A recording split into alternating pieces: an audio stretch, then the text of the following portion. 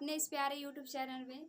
Friends, सबसे पहले मैं आप सभी यूट्यूब फैमिली को होली की हार्दिक बधाई देती हूँ। जिस प्रकार से हमारे जीवन में यह रंगों का त्यौहार एक खुशी का माहौल लेकर आता है और हम सभी दुख और गमों को भुलाकर और बहुत ही इंजॉय के साथ, बहुत ही आनंद के साथ हम त्योहारों को सेलिब्रेट करते हैं।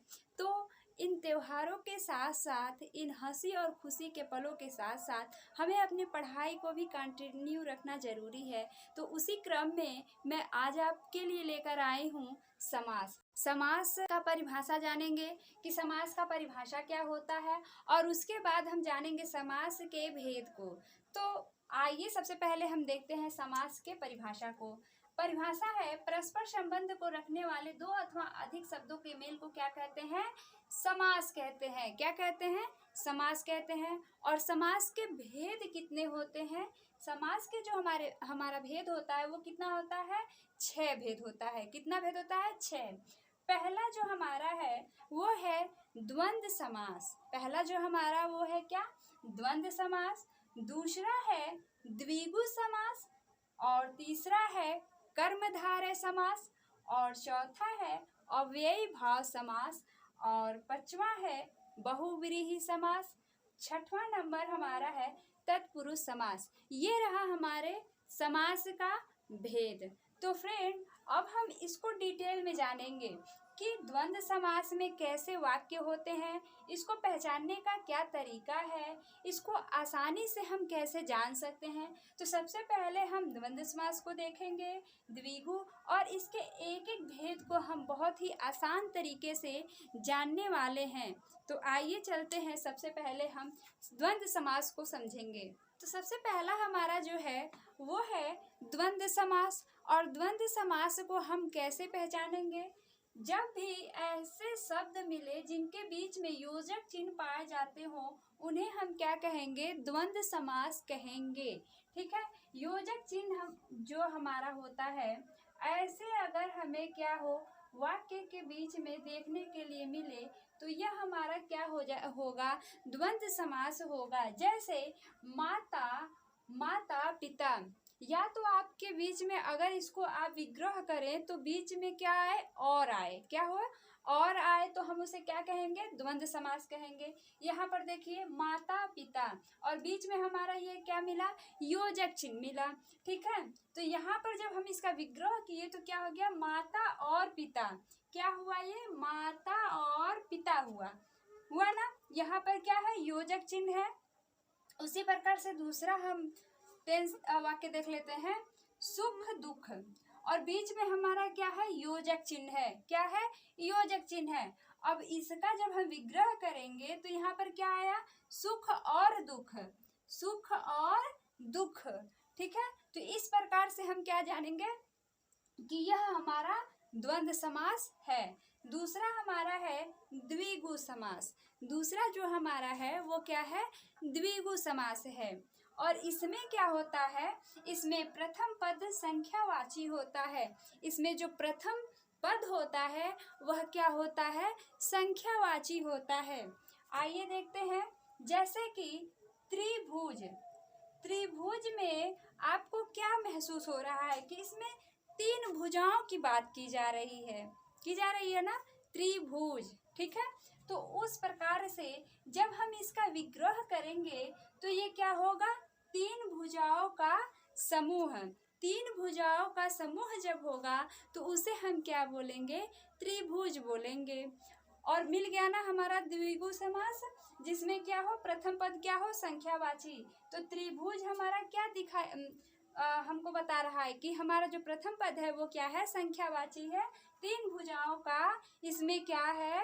समूह है। 3 भुजाओं का क्या है? इसमें समूह है। उसी प्रकार से चौराहा। हम चौराहा किसको बोलते हैं?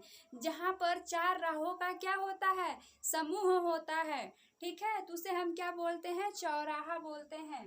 तो देखिए, इसमें चौराहा का जो 4 राहों का जो समूह है, उसमें हमें प्रथम जो पद है वह हमारा क्या है? संख्यावाची है। इससे हम ये जानेंगे कि यह हमारा जो समास है वो क्या है? द्विगु समास हमारा है। ठीक है। अब आगे बढ़ते हैं, तीसरे नंबर को देखते हैं कि तीसरे नंबर को हम कैसे जानेंगे। तो आइए देखते हैं अब तीसरा नंबर। तो तीसरा नंबर हमारा क्या है, कर्मधारय समास। कर्मधारय समास में आइए देखते हैं क्या होता है। इसमें विग्रह करने पर जब हम समास का विग्रह करेंगे तो हमको क्या मिलेगा, है जो या के समान मिलता है, तो उसमें क्या होगा, वह हमारा कर्मधारय समास होगा। ठीक है। और इसमें क्या होता है, जो उत्तर पद होता है, बाद वाला जो पद होता है वो क्या होता है, इसमें मोस्ट होता है, प्रधान होता है। ठीक है। जैसे उदाहरण देख लेते हैं, कमल नयन। कमल नयन में अगर हम इसका विग्रह करेंगे तो हमें मिलेगा क्या, कमल के समान नयन। तो क्या होगा, कमल के समान नयन। फिर क्या है दूसरा हमारा, नील कमल। और जब हम इसका समास विग्रह करेंगे तो क्या मिलेगा, नीला है जो कमल। क्या मिलेगा, नीला है जो कमल। तो फ्रेंड एक चीज़ और आपको हम बता देना चाहते हैं कि जब तक आप लोग इस पर प्रैक्टिस नहीं करेंगे, रेगुलर अगर आप इस पर प्रैक्टिस करेंगे तो ही आपको थोड़ा सा ये क्या होगा, और इजी हो जाएगा। क्योंकि इसमें जब तक हम प्रैक्टिस नहीं करेंगे तो किस समास में हम विग्रह करने पर है जो आएगा या के समान आएगा कि और कहाँ आएगा, यह हम जब तक प्रैक्टिस नहीं करेंगे तब तक हमें पूरी तरीके से इसका हम जानकारी नहीं कर पाएंगे। ठीक है। तो प्रैक्टिस करना बहुत ही इसमें इम्पॉर्टेंट है, जो हमारा समास चैप्टर है। ठीक है फ्रेंड। अब हम देखेंगे 4 नंबर जो हमारा है, अव्ययी भाव समास। चौथा नंबर हमारा क्या है, अव्ययी भाव समास है। इसमें क्या होता है, इसमें उपसर्ग लगा आपको मिलेगा। इसमें क्या होगा, आपको समास में उपसर्ग मिलेगा, उपसर्ग लगा हुआ मिलेगा। ठीक है। इसमें क्या होता है, प्रथम पद प्रधान होता है। इसमें प्रथम पद जो क्या होता है, उसकी प्रधानता होती है। ठीक है। जैसे हम एक उदाहरण ले लेते हैं, आजीवन। ठीक है। इसमें क्या होती है, एक शब्द की ही क्या होती है, बार बार उसको कई बार हम मतलब 1 से 2 बार देखने के लिए हमको मिल जाता है। जैसे कि ये हो गया आजीवन।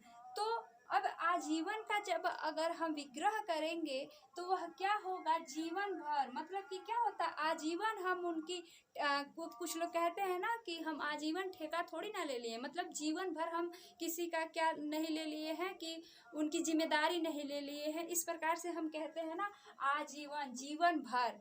ठीक है। उसी प्रकार से प्रति क्षण क्या है, प्रति क्षण। तो इसका भी विग्रह क्या होगा, क्षण क्षण के प्रति। ठीक है। मतलब पल पल में एकदम, मतलब ठीक है। तो उसी प्रकार से जब हम इसको प्रैक्टिस करेंगे तब जाके ये हमारा समास थोड़ा सा और क्या हो जाएगा, इजी हो जाएगा। और फ्रेंड प्रैक्टिस करना तो बहुत ज़रूरी होता है। वो हमारा कोई भी सब्जेक्ट हो, हिंदी हो, इंग्लिश हो, कोई भी सब्जेक्ट हो, जब तक हम प्रैक्टिस नहीं करेंगे और उसे पढ़ेंगे नहीं तब तक वो हमारे लिए क्या होता है, बहुत ही कठिन होता है। और जैसे ही हम प्रैक्टिस करना स्टार्ट कर देते हैं और उसको पढ़ना स्टार्ट कर देते हैं तो वो धीरे धीरे जो चीज़ें हमको बहुत टफ लगती है तो वो हमें क्या हो जाती है, ईजी लगने लगती है।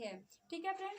तो अब 4 नंबर तक हमने देख लिया, 4 नंबर तक। अब हम 5 नंबर को देखेंगे कि 5 नंबर को हम कैसे पहचाने। और अभी हमारा 5 और 6 बचा हुआ है। ठीक है। तो आइए देखते हैं आगे। तो 5वां नंबर हमारा है बहुव्रीहि समास। 5वां नंबर हमारा है बहुव्रीहि समास। तो आइए देखते हैं, जिस समास में कोई भी पद प्रधान ना हो तथा समस्त पद अन्य अन्य की विशेषता प्रकट करता है तो उसे हम क्या कहेंगे, बहुव्रीहि समास कहेंगे। और थोड़ा सा इसको और इजी कर लेते हैं। अगर आपको इसमें ज़्यादातर बहुव्रीहि समास में देवी देवताओं का नाम देखने के लिए आपको मिलेगा। जैसे लंबोदर, क्या लिखा हुआ है, लंबोदर। तो इसमें लंबोदर हम किसको बोलेंगे, गणेश जी को बोलेंगे। ठीक है। तो जब इसका समास विग्रह हम करेंगे तो क्या होगा, लंबोदर इनकी विशेषता को बताएगी। लंबा है उदर जिसका, अर्थात गणेश जी। ये बात किसके लिए कही जा रही है, गणेश जी के लिए कही जा रही है।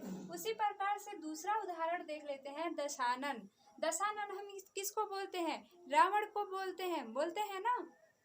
इसका विग्रह करेंगे तो क्या होगा, 10 है मुख जिसके, अर्थात रावण। तो बहुव्रीहि समास को थोड़ा सा और इजी करने के लिए हम माइंड में अपने ये रख सकते हैं कि इसमें ज्यादातर क्या आएगा, देवी देवताओं के नाम को देखने के लिए मिलेगा। अब बढ़ते हैं हम छठा नंबर के तरफ, तत्पुरुष समास। तत्पुरुष समास में क्या होता है, जिस समास में प्रथम पद गौड़ तथा दूसरा पद प्रधान होता है तो उसे क्या कहेंगे, तत्पुरुष समास कहेंगे। इसमें इस समास में क्या होता है, जो कारक चिन्ह होता है, कारक चिन्ह की जो विभक्ति होती है वह क्या होता है, इसमें लोप होता है। अब हमको ये क्या करना पड़ेगा, हमें तत्पुरुष समास को पढ़ने के लिए हमें कारक भी याद होना जरूरी है। अगर कारक हमें नहीं याद रहेगा तो हम तत्पुरुष समास को नहीं पढ़ पाएंगे, इसे नहीं, ये हमारे लिए और टफ हो जाएगा। और इसको इजी करने के लिए हमें कारक की विभक्ति चिन्ह हमको याद होना बहुत जरूरी है। और अगर आप कारक नहीं पढ़े हैं तो कारक पे वीडियो ऑलरेडी बन चुका है, आप उसे देख लीजिएगा, ठीक है। तो आइए बढ़ते हैं, तत्पुरुष समास हमारा जो है वह इसके 6 भाग होते हैं। तत्पुरुष समास के कितने भाग होते हैं, 6 भाग होते हैं। जो हमारा कारक होता है तो उसमें पहला कारक हमारा कितना होता है, कारक हमारे कितने प्रकार के होते हैं, 8 प्रकार के होते हैं। थोड़ा सा हम बता दे रहे हैं, कारक हमारे कितना होते हैं, कारक कितने प्रकार के होते हैं, 8 प्रकार के होते हैं। तो 8 में सबसे पहला छोड़ के और सबसे लास्ट वाला 8 नंबर वाला छोड़ के जो बीच के 6 बचे वही हमारे तत्पुरुष समास के अंतर्गत आते हैं, ठीक है। जैसे सबसे पहला जो हमारा कारक होता है वह होता है कर्ता, ठीक है। क्या होता है, कर्ता। तो हम कर्ता को छोड़ दिए, कर्ता क्या है, छोड़ दिए हम। अब इसमें क्या होगा, कर्म तत्पुरुष, करण तत्पुरुष, तीसरा है संप्रदान तत्पुरुष, चौथा है अपादान तत्पुरुष, पांचवा है संबंध तत्पुरुष और छठवां है अधिकरण तत्पुरुष, ठीक है। तो यह हमारा क्या हो गया, तत्पुरुष समास के यह भेद हो गए, ठीक है। अब इसको हम डिटेल में जानते हैं कि जो हमारे कारक चिन्ह की विभक्ति चिन्ह है इसमें लोप किस प्रकार से होता है। तो तत्पुरुष समास में सबसे पहला जो हमारा है वो है कर्म तत्पुरुष। तो इसमें क्या होता है, को कारक चिन्ह जो होता है वह इसमें क्या हो जाता है, उसका लोप हो जाता है। मैंने एक बार आपको पहले भी बता दिया है और फिर से एक बार आपको रिवाइज करा दे रहे हैं कि इसमें क्या होता है, जो हमारे कारक चिन्ह होते हैं उसका क्या हो जाता है, जो तत्पुरुष समास होता है उसमें क्या हो जाता है, उसका लोप हो जाता है। तो जिस प्रकार से हम उदाहरण देख लेते हैं, चिड़ी मार। तो चिड़ी मार का जब हम विग्रह करेंगे तो क्या हो जाएगा, चिड़ियों को मारने वाला, क्या हो जाएगा, चिड़ियों को मारने वाला, ठीक है। उसी प्रकार से दूसरा उदाहरण देख लेते हैं, गगनचुंबी। गगनचुंबी को विग्रह करने पर क्या होगा, इसमें क्या होगा, गगन को चूमने वाला, जो हमारा कारक चिन्ह का लोप था वो हमको क्या हो जा रहा है, यहाँ पर प्राप्त हो जा रहा है। उसी प्रकार से दूसरा है करण तत्पुरुष। करण तत्पुरुष में क्या होता है, इसमें से कारक चिन्ह का क्या होता है, लोप होता है। इसमें क्या होता है, जो से कारक चिन्ह होता है वह करण तत्पुरुष में क्या होता है, लोप होता है। जैसे जन्म रोगी, क्या है ये, जन्म रोगी। तो जब इसका हम विग्रह करेंगे तो क्या होगा, जन्म से रोगी, यहाँ पर हमें क्या हो रहा है, कारक चिन्ह हमको प्राप्त हो जा रहा है। उसी प्रकार से दूसरा जो है रस भरा, तो इसका विग्रह करने पे क्या होगा, रस से भरा, ठीक है। तो यह हमारा क्या हो जाएगा, करण तत्पुरुष हो जाएगा। तीसरा नंबर देखते हैं संप्रदान तत्पुरुष। संप्रदान तत्पुरुष में क्या होता है, इसमें के लिए कारक चिन्ह का क्या हो जाता है, लोप हो जाता है। के लिए कारक चिन्ह का क्या हो जाता है, लोप हो जाता है। जैसे विधान सभा, तो इसमें क्या होगा, विग्रह करने पे विधान के लिए सभा। उसके बाद है रसोई घर, दूसरा उदाहरण है रसोई घर। तो इसका विग्रह करने पे क्या होगा, रसोई के लिए घर। ये रहा हमारा 3 जो तत्पुरुष समास के भाग थे, उसमें हमने 3 को जाना। अब आगे बढ़ते हैं, 3 जो हमारे बचे हुए तत्पुरुष समास हैं उनको हम जानेंगे। चौथा नंबर हमारा है अपादान तत्पुरुष। चौथा नंबर हमारा क्या है, अपादान तत्पुरुष।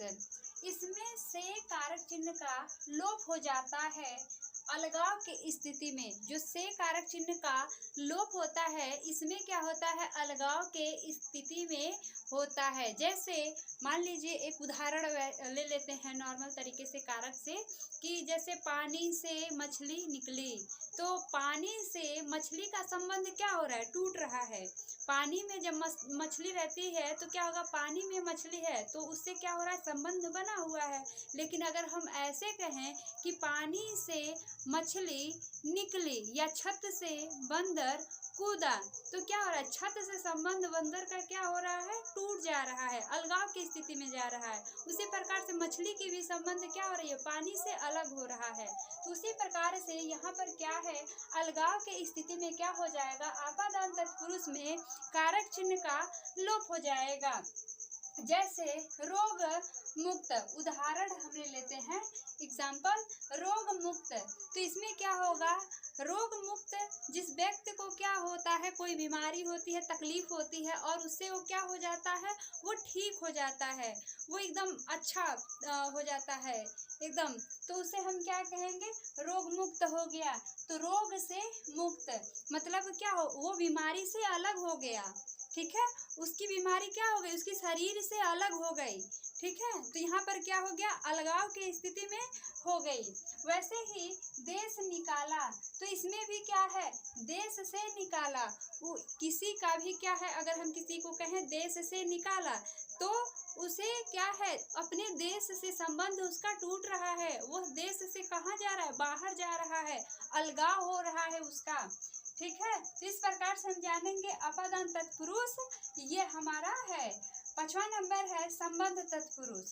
संबंध तत्पुरुष में क्या होता है, इसमें का, के, की का कारक चिन्हों का क्या हो जाता है, लोप हो जाता है। का, के, की कारक चिन्हों का क्या हो जाता है, इसमें लोप हो जाता है।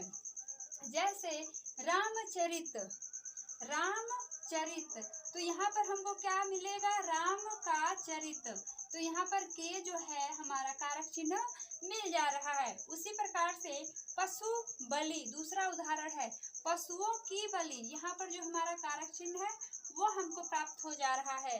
तो यह हमारा क्या हो जाएगा, इसमें क्या होगा, इसमें संबंध होगा। अब ये बताइए पशु बलि, तो पशु बलि का क्या हो जाता है, बलि जब उसको काटा जाता है, उसका जैसे पूजा पाठ नहीं लोग करते हैं, तो उसके कहते हैं कि हम पूजा में क्या करेंगे, पशु की बलि देंगे, तो उसी तरीके से तो इसमें क्या है, संबंध है ना, उसकी हमको बलि देनी है। रामचरित्र, राम की चरित्र की बात कर रही है, तो राम का चरित्र कैसा था उसकी बात कह रहा है, तो ये क्या है, संबंध की बात कर रहा है यहाँ पर, जिसमें संबंध हो, का, के, की, ठीक है।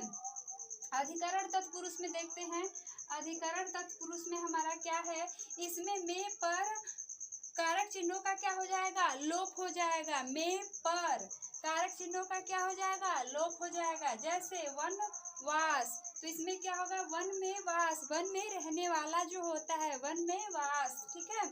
उसी प्रकार से घुड़सवार, तो घोड़े पर सवार, यहाँ पर है, यहाँ पर हमको पर मिल जा रहा है, ठीक है। ये हमारा कारक चिन्ह का जो विभक्ति है जिसका लोप है वो हमको प्राप्त हो जा रहा है। तो ये रहा हमारा आज का टॉपिक समास, जिसको हम बहुत ही अच्छे तरीके से आज हम इस टॉपिक को कवर किए। और फ्रेंड ऐसे ही इंटरेस्टिंग वीडियो के लिए हमारे साथ जुड़े रहिए, हमारे इस चैनल को सब्सक्राइब जरूर कीजिएगा। मिलते हैं ऐसे ही एक और अच्छे इंटरेस्टिंग टॉपिक के साथ नेक्स्ट वीडियो में, तब तक के लिए आपका प्यार भरा नमस्कार।